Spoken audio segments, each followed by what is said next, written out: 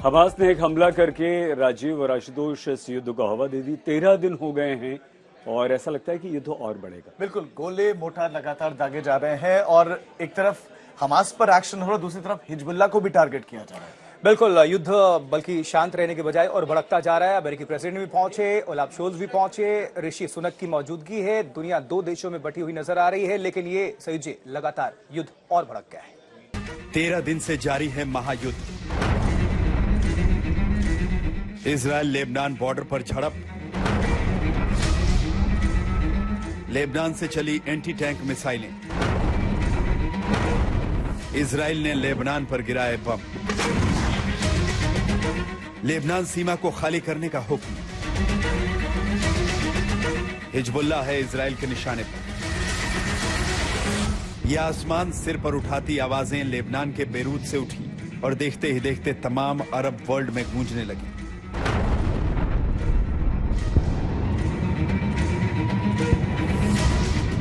तेरह दिनों से फिलिस्तीन के हथियार बंद संगठन हमास और इजरायल के बीच खूनी जंग जारी है, मगर अब इस लड़ाई का रुख हमास के अलावा लेबनान की तरफ भी मुड़ता दिखने लगा है, क्योंकि लेबनान की सीमा पर इस वक्त तेज हलचल देखी जा रही है। न सिर्फ लेबनान में बल्कि जितने भी पड़ोसी देश और फलस्तीन समर्थक देश खाड़ी में हैं, चाहे वो जॉर्डन हो, चाहे वो इजिप्ट हो, चाहे वो इराक हो, ईरान हो, वहां पर भी इसी तरह की खबरें आई हैं और हजारों की तादाद में लोग इजराइल के खिलाफ और फलस्तीन के समर्थन में जो हैं सड़कों पर उतर आए हैं। लेबनान से एंटी टैंक मिसाइलें दागे जाने के बाद इजराइल और लेबनान बॉर्डर पर फिर संघर्ष छिड़ गया।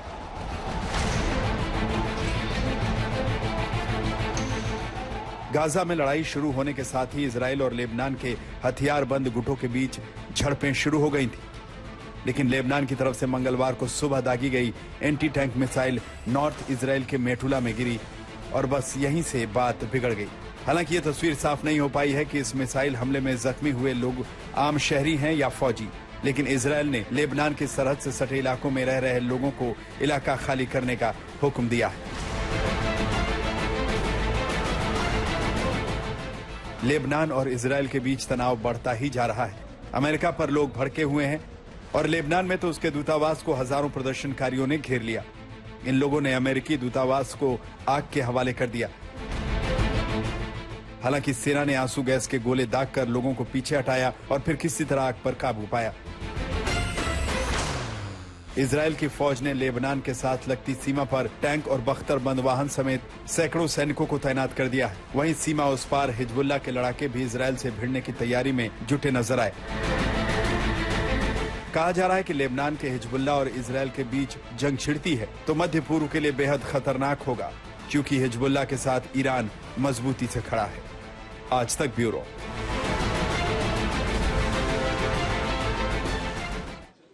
हमास राजीव आशु इजराइल में घुसा, उसने इजरायली लोगों पर हमला किया और उसके बाद इजराइल ने पलटवार किया। लेकिन ये हिजबुल्लाह कहां से आया? दो फ्रंट पर इजराइल को चुनौती का सामना करना पड़ रहा है। एक तरफ तो फलस्तीन में हमास से और दूसरी तरफ लेबनान में हिजबुल्लाह से। वहां से ग्राउंड रिपोर्ट दिखा देते हैं राजीव, अपने सहयोगी अशरफ वानी हमारे सहयोगी पहुंचे हुए दक्षिणी लेबनान में, वहां से उनकी रिपोर्ट आप सभी दर्शकों के लिए। इस वक्त मैं उस जगह से रॉकेट की रफ्तार से गाड़ी दौड़ा रहा हूं जहां पर कल से हिजबुल्लाह और इजरायली सेना के बीच युद्ध शुरू हुआ है।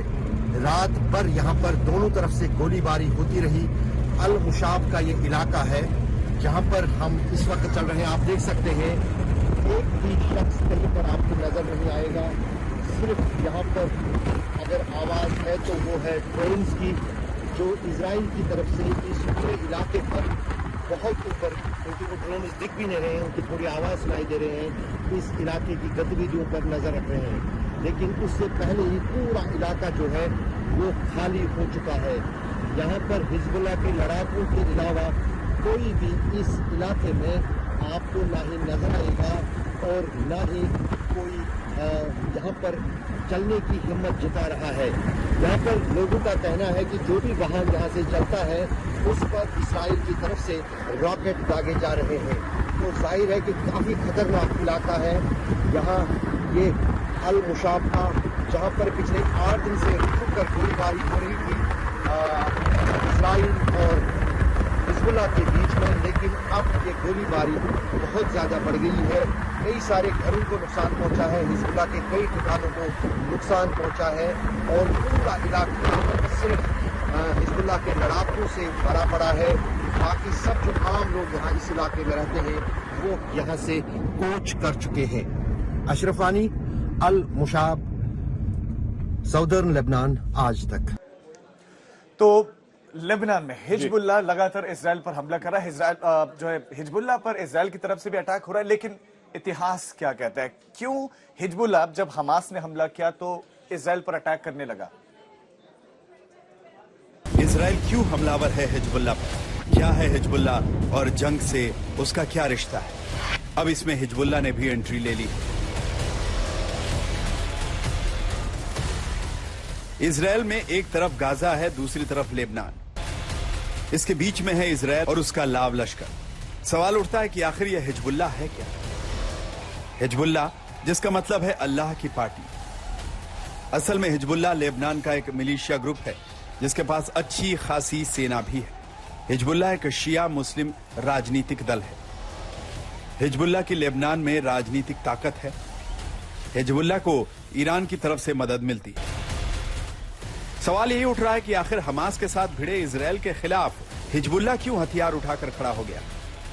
असल में 1980 के दशक में जब लेबनान 15 साल के गृह युद्ध में उलझा रहा, उसी दौरान लेबनान के दक्षिणी हिस्से में हिजबुल्लाह गुट उभरा था। असल में इस गुट का जन्म ही इजराइल के विरोध से शुरू हुआ, क्योंकि जब लेबनान पर इजराइल ने कब्जा करने की कोशिश की थी तभी विरोध के तौर पर यह गुट बना था। 1985 के अपने घोषणा पत्र में हिजबुल्लाह ने इजराइल के विनाश को अपनी प्राथमिकता बताया। 1990 के आसपास अमेरिका ने हिजबुल्लाह को आतंकी संगठन घोषित किया था। हिजबुल्लाह की सैन्य शाखा यूरोपीय संघ की आतंकवादी सूची में भी है। हिजबुल्लाह में शिया मुसलमानों का खासा प्रभाव है। हिजबुल्लाह इजराइल के लिए कहीं बड़ा खतरा है, क्योंकि इसकी सियासी पहुंच ईरान तक है, जो इजराइल का जानी दुश्मन है। तभी तो लोग परेशान हैं कि इजराइल के प्रधानमंत्री नेतन्याहू जानबूझकर लेबनान को इस टकराव में क्यों खींच रहे हैं, जिससे बात बनने की बजाय बिगड़ सकती है। बेरूत से अशरफ वानी के साथ आज तक ब्यूरो।